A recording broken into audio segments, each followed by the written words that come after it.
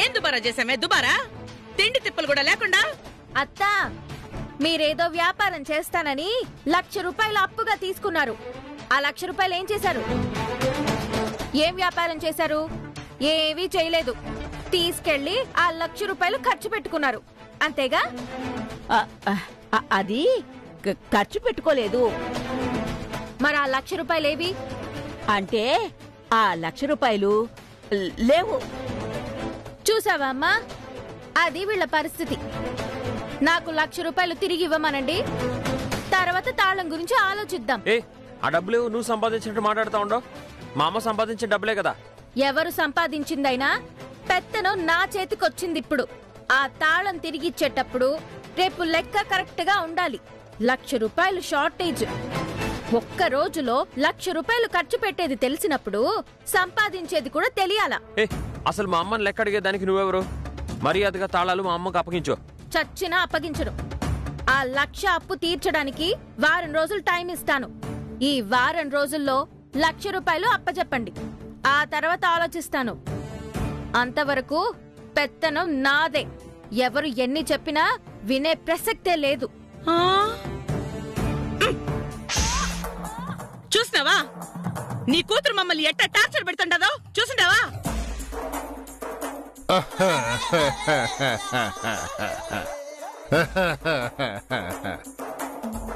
ఏమిటి అందరూ నన్ను అలా చూస్తున్నారు? బాధలో ఏడుస్తున్నా.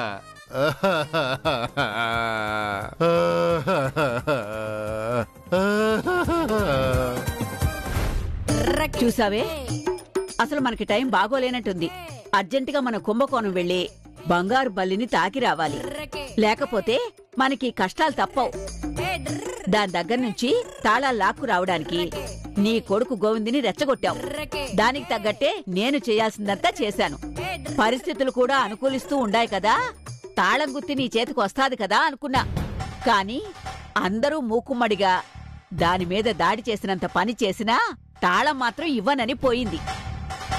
లాభం లేదు కనకం. ఇంతకాలం మనం అధికారం చెలాయించాం, ఇప్పుడు దాని చేతికి అధికారం వచ్చింది. మనం ఇంకా ఎంతకాలం దాని చేతిలో నలిగిపోవాలో అర్థం కావడం లేదు. మా ఏదైనా ఓ బీజం నాటితే ఆ బీజం మొలకెత్తడానికి, భూమిని జించుకుని బయటికి రావడానికి కొంచెం టైం పట్టుద్ది. ఓపికగా ఉండాలి. ఇత్తనం వేసిన వెంటనే చెట్టు మహావృక్షం అయిపోయి ఫలాలు అందించాలంటే ఎట్టా? పైగా మనం వేసింది మామూలు బీజమా, ఇష బీజం. దానికి కొంత టైం పట్టుద్ది కదా. తాళం గుత్తి యాడికి పోదు, మన చేతికే వస్తది. నీకేమైనా మతిపోయిందానే? చూసావు కదా ఇందాక, దాని మొగుడు, తోడి కోడళ్ళు, నీ మొగుడు అందరూ కలిసి అంత గొడవ చేసినా కూడా చచ్చినా తాళాలివ్వను అనేసింది. పైగా నువ్వు దాని దగ్గర తీసుకున్న 1,00,000 రూపాయలు కడితే అప్పుడు తాళం గురించి ఆలోచిస్తాను అంటుంది. అసలు దానికెంత పొగరో చూడు. ఆ 1,00,000 రూపాయలేదో అది సంపాదించినట్టు తిరిగి డబ్బులు అడుగుతుంది. అవన్నీ నువ్వు సంపాదించిందే కదే. కరెక్టే, కాని ముండోడు రాజు కన్నా బలవంతుడని అది తాళాలీనని మొండికేసి కూర్చుంది కదా. నువ్వేంటే కాసేపు ఇటు మాట్లాడతావు, కాసేపు అటు మాట్లాడతావు. అంటే ఇప్పుడది తాళం ఇవ్వదు అని నువ్వు ఒప్పుకుంటున్నట్టేగా? ఇస్తది, అది మొండిది కదా. దాన్ని మొండితనం వదిలించడానికి, దాన్ని ఎదిరించడానికి మనం అక్కర్లేదు, దాన్ని మొగుడే చాలు.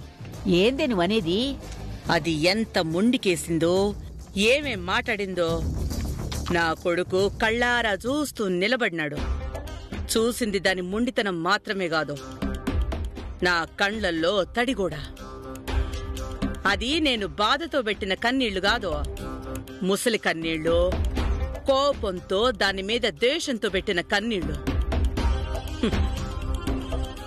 కాని నా కొడుకుకి నా కళ్ళల్లో బాధ మాత్రమే కనిపించుండది.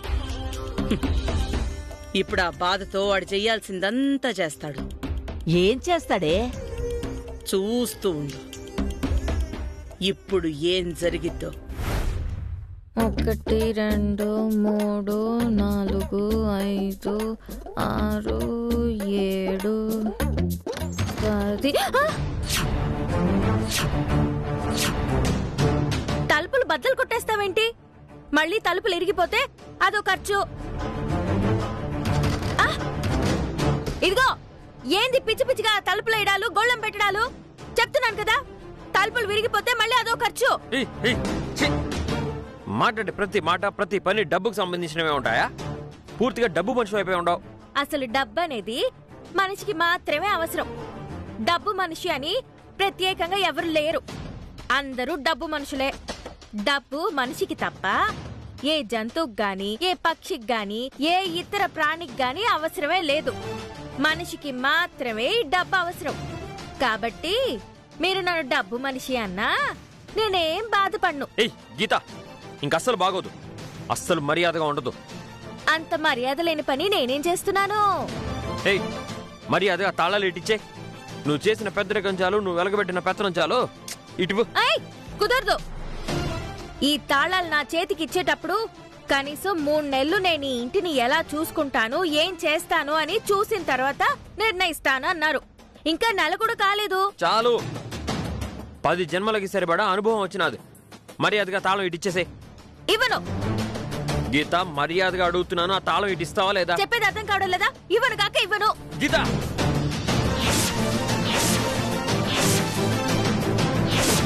ఓ తాళాలు ఇవ్వకపోతే చెయ్యెత్తేదాకా వచ్చేసావా? చూడు, ఆడపిల్లను కొట్టే కుసంస్కారం కాదు నాది. నా కోపాన్ని చాలా కంట్రోల్ చేసుకుంటున్నాను. ఇంతవరకు నువ్వు అందరిని ఇబ్బంది పెట్టిన ఇబ్బంది చాలు. నేను మనిషిని అనే విషయం మర్చిపోయేలోపు తాళాలు ఇచ్చే. చెప్పాను కదా, మీ అమ్మగారు తీసుకున్న ఆ 1,00,000 రూపాయల అప్పుని తిరిగి కట్టేసి ఆ తర్వాత తాళాలు తీసుకోమని చెప్పండి. ఎవరి డబ్బులు ఎవరికి ఇవ్వాలా? ఆ 1,00,000 రూపాయలు నువ్వు సంపాదించినావా, మీ అబ్బా సంపాదించినాడా? చూడు, అబ్బా గిబ్బా అని మధ్యలో నా తండ్రిని లాగడం మంచిది కాదు. లాగుతానే. ఏంది ఇప్పుడు? ఏంది? వాళ్ళు సంపాదించి పంపించినారా నాకు నీకు? అది మా అమ్మ కష్టార్జితం. అందులో నుంచి తీసే నువ్వు ఆ 1,00,000 రూపాయలు ఇచ్చినావు. నువ్వేదో నీ సొంత డబ్బులు ఇచ్చినట్టు ఎక్కువ మాట్లాడమాక. మర్యాదగా తాళం ఇచ్చే. ఇవ్వను గాక ఇవ్వను. ఆ 1,00,000 రూపాయలు తీసుకొచ్చి ఇవ్వమని చెప్పండి, ఆ తర్వాతే తాళం ఇస్తా. మాట్లాడుతుంటే నీ ఇష్టానికి వేషాలు వేస్తున్నావు. ఏంది? చంప పగులుతుంది. ఇదిగో ఇవ్వు. ఈ రోజుతో నీకు అప్పగించిన పెత్తనం అయిపోయి ఉండాలి. ఇంక నువ్వు చేసిన పెత్తనాలు చాలు. నోరు మూసుకొని పడుండు. ఏంటి? నోరు మూసుకొని పడుండాలా? అవును. అసలు ఎవరితో నువ్వు? మా అమ్మని, మా అందరిని ఇబ్బంది పెట్టడానికి నువ్వెవరివి? మొన్నటి వరకు నీకు ఇంటికి సంబంధం ఉండేది కాదు. నేను తాళి కట్టినాను కాబట్టి నాకు భార్యగా ఈ ఇంటికి కోడలుగా వచ్చినావు. ఈ ఇంటిని చక్కదిద్దుతావు, ఈ ఇంట్లో సమస్యలన్నింటినీ పరిష్కరిస్తావు, మేమందరం సంతోషంగా ఉండేటట్టు చూసుకుంటామన్న నమ్మకంతో అందరూ నాన్న గొడవ చేసి మా అమ్మ చేతిలో ఉండే తాళాలని నీకు అప్పగించినారు. కానీ నువ్వేం చేసావు? రాక్షసిలాగా మా అమ్మని, మమ్మల్ని అందరినీ పట్టుకుని పీడించడం మొదలుపెట్టావు. చివరికి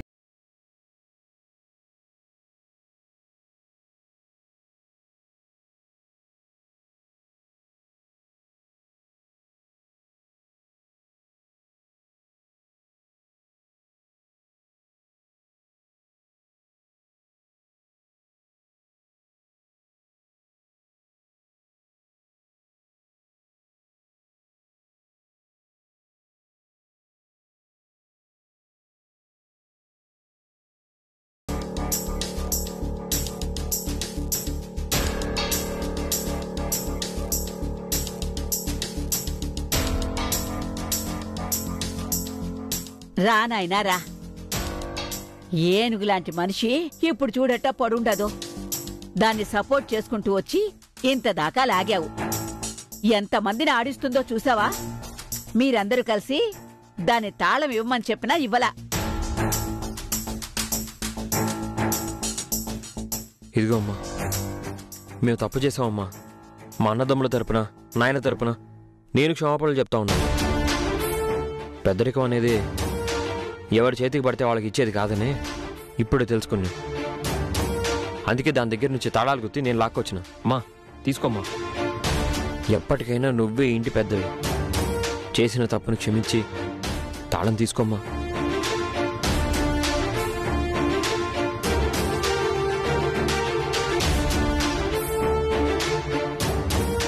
నాలాగే నీ పెళ్ళం దగ్గర నుంచి బలవంతంగా లాక్కొచ్చిండావా?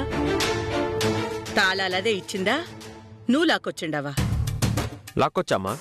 అంటే దౌర్జన్యంగా తీసుకొచ్చుండవు అంతేనా?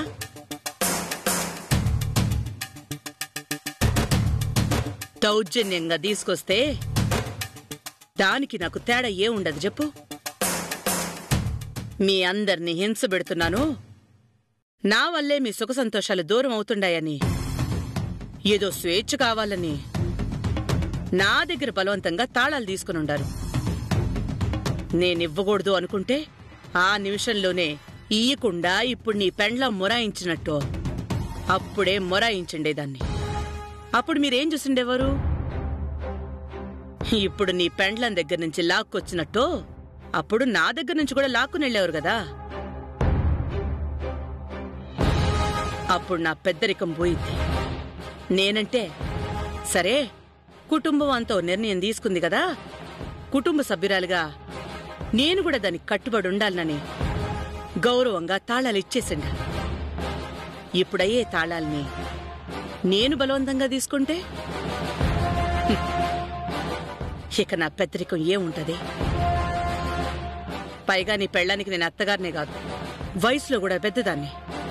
ఇప్పుడు ఆ తాళం గుత్తి దాని చేతులతో కాకుండా నువ్వు బలవంతంగా తీసుకొచ్చిస్తే తీసుకోవడం నాకు మర్యాద కాదు. ఇన్నాళ్ళు నేను పడ్డ అవమానమూ పోదు. నాకు ఈ ఆస్తిపాస్తుల కంటే పరువు గౌరవమే ముఖ్యం. నువ్వు బలవంతంగా తీసుకొచ్చిన తాళాలు తీసుకుంటే నాకది అగౌరవం, నాకొద్దు. పైగా పెళ్ళాం చేతుల్లో నుంచి బలవంతంగా తాళాలు తీసుకునేది పద్ధతి కాదు. నా వల్ల మీ భార్యాభర్తల మధ్య పొరపచ్చాలొచ్చేది నాకస్సలిష్టం లేదు. తీసుకుపోయి నీ పెండ్లానికే ఇచ్చేసి. ఏంటి నీ పిచ్చి? ఇన్నాళ్ళు వీళ్ళేదో మతి లేకుండా బుద్ధి తక్కువ పనిచేసి నీ దగ్గర ఉన్న తాళాలు తీసుకెళ్లి దానికి అప్పచెప్పారు. అందువల్ల ఇన్నాళ్ళు కష్టపడ్డాం. ఇప్పుడు వాళ్ళు బుద్ధి తెచ్చుకుని దాని దగ్గర నుంచి తాళాలు తెచ్చి నీకిస్తుంటే వద్దంటావేంటి? మా నేను ఈ ఆస్తిపాస్తుల్ని జాగ్రత్తగా కాపాడాలనుకుంది నేను పోయేటప్పుడు నేను తీసుకుపోవడానికి కాదు, రేపీళ్లు పెళ్ళాం బిడ్డలతో సుఖ సంతోషాలతో ఉండాలని, దానికోసం. అది వీళ్ళు అర్థం చేసుకోకుండా ఏదో పిచ్చి పని చేసిండారు. ఇప్పుడు నాకోసం ఈడి పెళ్ళాం దగ్గర నుంచి బలవంతంగా తాళాలు లాక్కొస్తే అది వీళ్ళిద్దరి మధ్య స్పర్ధ. అది నాకిష్టం లేదు. నా గురించి భార్యాభర్తలు గొడవపడ్డం నేనేం మాత్రం భరించలేను. మా అందరి తరపున నేను క్షమాపణలు చెప్తున్నా కదా, దయచేసి తీసుకోమ్మా. ఊరే, నువ్వింత చెప్తున్నావు, ఇప్పటికైనా నీ పెళ్ళాం తప్పు తెలుసుకుందా? తప్పు తెలుసుకొని అదే నా చేతికి తాళాలు ఇచ్చుండేది, చేసిన తప్పును ఒప్పుకునుండేది. తప్పు అనేది నువ్వు ఒప్పుకుంటున్నావు గాని అది కాదు. నేనది చేసిన తప్పుని సరిదిద్దాలనుకుంటున్నానే గాని సాధించాలనుకోవడం లేదు. అది మీ ఎవ్వరికీ అర్థం కాదురా, ఎప్పటికీ అర్థం కాదు. బిడ్డల్ని కనేటప్పుడు ఆ నొప్పులు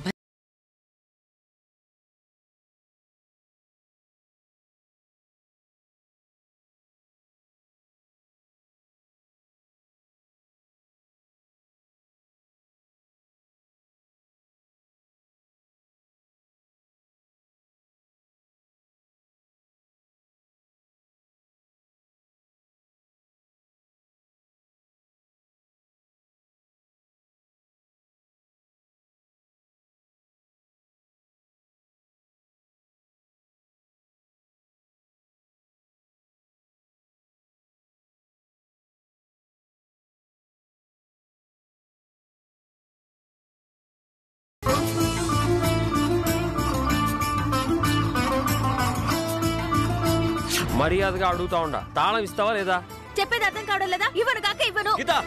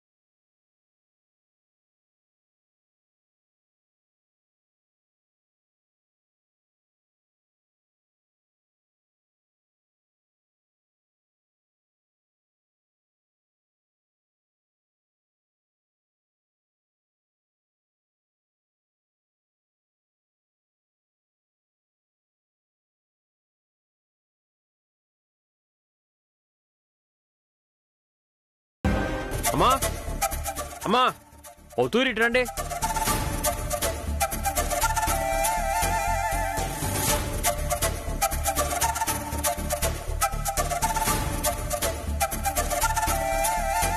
రామా రా, వచ్చేయండి, నిలబడు. ఇదిగో తీసుకో. నేనివ్వను అన్నా బలవంతంగా లాక్కొచ్చారు కదా, మళ్ళీ నాకెందుకు ఈ తాళాలు?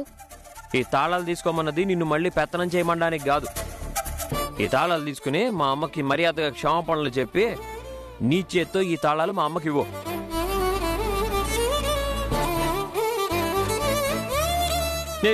చెప్పేది అర్థం కాలేదా? తీసుకో. ఏ ఒక్కళ్ళు మాట మీద నిలబడ్డం లేదు. ఈ తాళం చేతులు నాకిచ్చేటప్పుడు స్వయంగా అత్తగారే 3 నెలలు నేను ఈ ఇంటిని ఎలా చూసుకుంటానో అది చూస్తాను అన్నారు.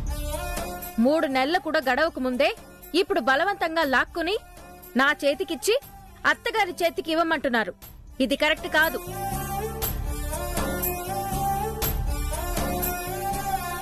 అమ్మా, ఇంకా 3 నెలల 3 వారాలు తిరగకముందే మాకు 3 చెరువులు నీళ్లు తాగిచ్చావు. చాలు తల్లి, మాకిచ్చాలు. మర్యాదగా గోవింద్ చెప్పినట్టు చెయ్యి. ఏం సెల్వత, మీ కళ్ళ ముందే మీ బిడ్డ ఎంత మొండిగా ఉండదో చూస్తా ఉంటారు. ఏం మాట్లాడరు? మీరేం మాట్లాడతారు? ముందు నుంచి మొత్తుకుంటూనే ఉన్నాం. అప్పుడేమో మా బిడ్డ ఇట్టాటిది అట్టాటిదని వెనకేసుకొచ్చారు. ఇప్పుడు చూస్తున్నారుగా.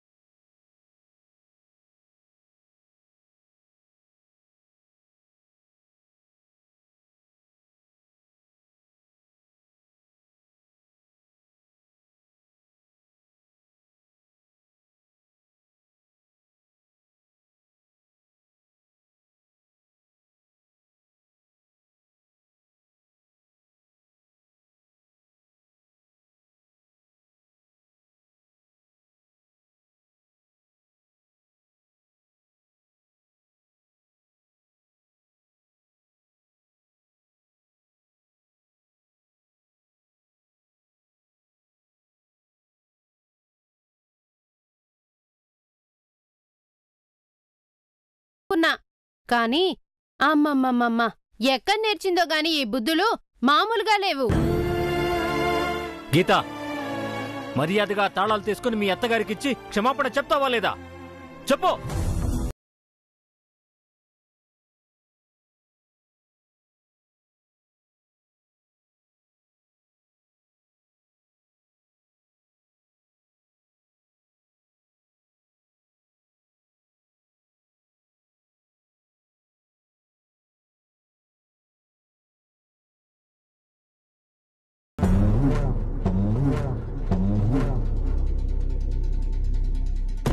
నన్ను